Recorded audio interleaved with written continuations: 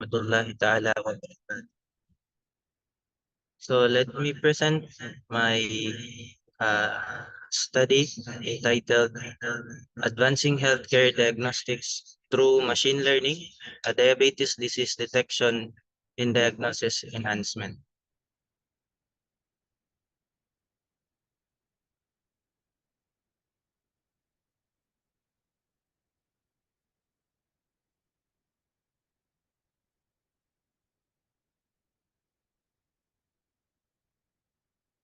For the description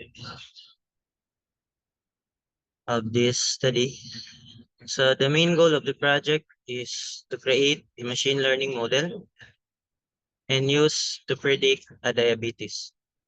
So the model use an input features. Those are the gender, the age, the hypertension, the HbA1c level, and blood glucose level, and also the FBS that are specifically designed for this use. The study then covers the creation and deployment of a system that make use of this built-in machine learning model.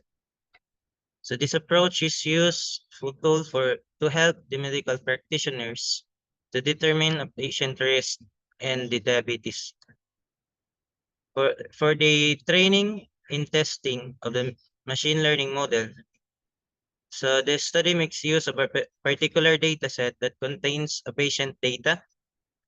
So in those are again the gender, age, hypertension, the HbA1c level, and the blood glucose level.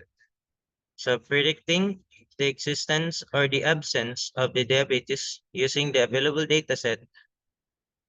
So for the nature of the data set, so I use the available dataset from Kaggle and also the available dataset here in our local province and Sulu, Philippines, which will aid in early identification and the treatment. So the study, which places a strong emphasis on clinical relevance, that attempts to give a medical practitioners a useful tool for assessing a diabetes risk and highlights how applicable it is and the actual healthcare settings.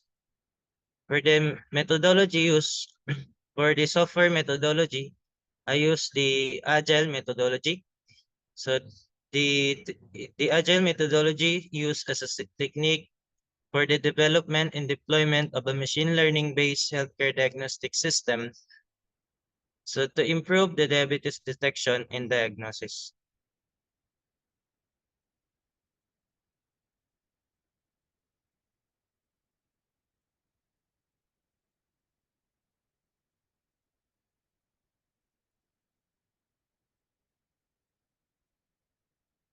For the graphical representation, so here's the a future description of my dataset.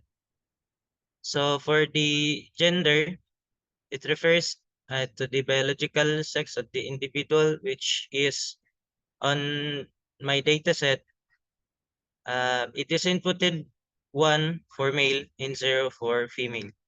And for the age, so it is one of the important factors as diabetes is more commonly diagnosed in the adult or the older adults.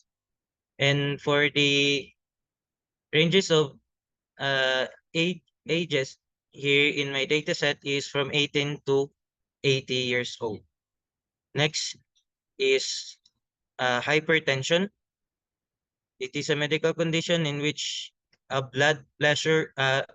pressure in the arteries is persistently elevated, and it has 0 or 1 on my data set, which is 0 indicates that they don't have an hypertension and 1 means that they have the hypertension.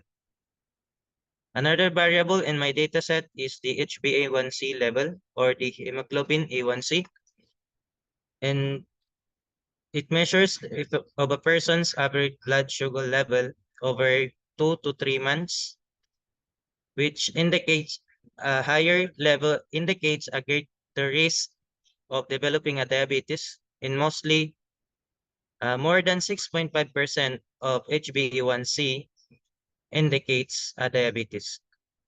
For the next is the blood glucose level. So this also a blood-related measurements, which in my data set, the a blood sugar level of 200 mg per dl or higher indicates that the presence of diabetes. And for the concluding variables, the diabetes is the target variable being predicted, which with the value of 1 indicating the presence of diabetes and 0 for indicating the absence of diabetes. For the flowchart of this system or this project, the first is on the data set and then data pre-processing. So the data undergoes to training and testing. So it is divided into training and testing set, 80% for training and 20% for testing.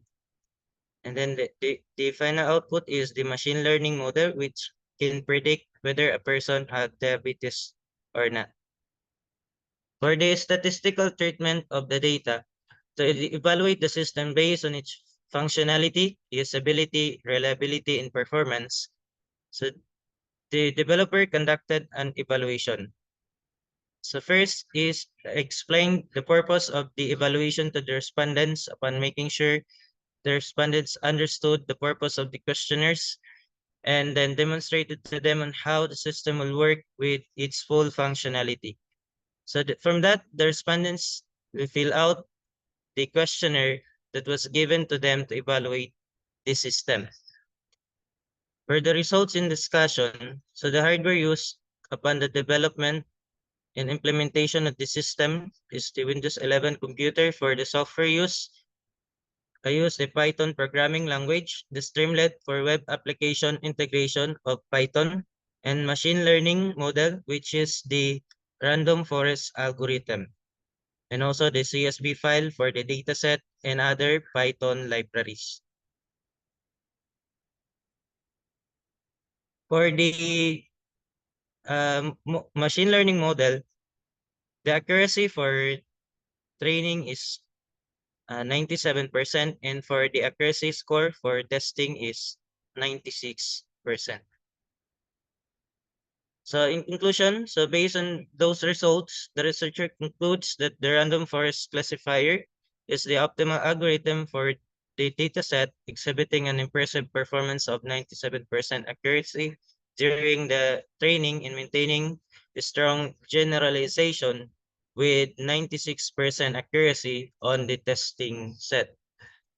So in this study, has achieved its objective aimed at revolutionizing diabetes diagnosis and management through the integration of machine learning technology.